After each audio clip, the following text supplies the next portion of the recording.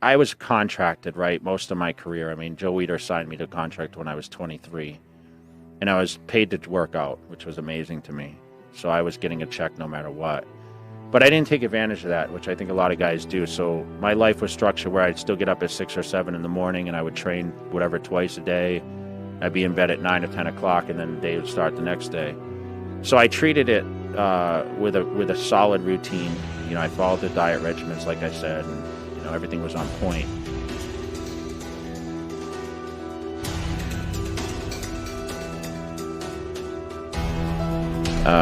But I think the dedication and the commitment to what I do, I mean, that's really what makes the athlete. You know, I like I said, I wasn't genetically gifted in certain areas, but I made up for it with the hard work.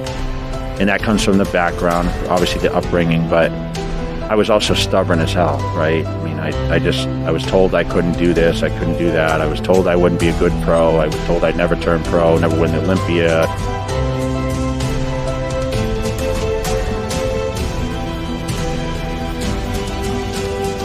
But I think everyone in their own right is destined for greatness. It just depends on what platform or what level they're willing to put out. I was qualified for the Mr. Olympia, which was obviously huge then. I mean, I was one of those guys that like, man, if I could just get on Olympia stage.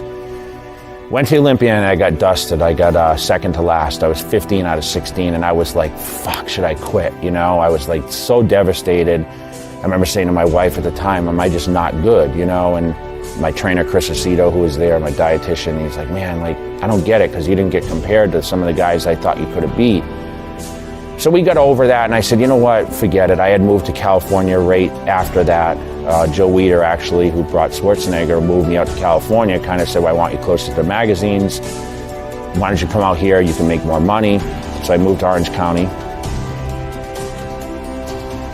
We started training out there, and right when I got to California, to be honest, I mean, everyone's dream when you live on the East Coast, Massachusetts, was, man, California is like the place. But we always thought the guys trained like pussies in California, you know? So I'm like, if I can go out there with my work ethic, I can go out there and dominate, you know? Because I felt we did train harder.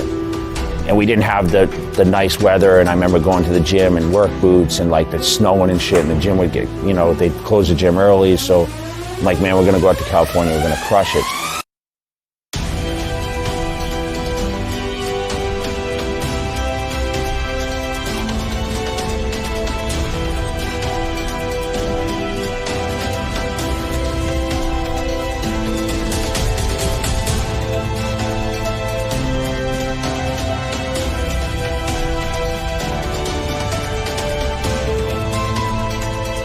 As a champion, you're always dealing with people on the up and coming, right?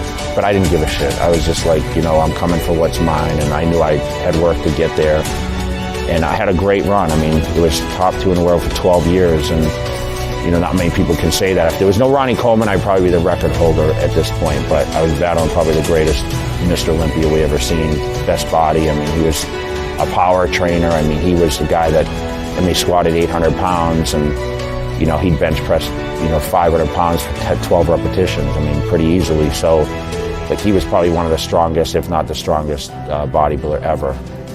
And it took some toll on his body. I mean, he's had a few injuries since then, but for me, it was always the repetitions. And yes, I trained hard and heavy, but, you know, winning those titles, it's not easy. You have to build the density. I mean, I always say density is like the key to becoming the best bodybuilder, and that means a lot of depth of physique, and that's years and years of training, consistent training.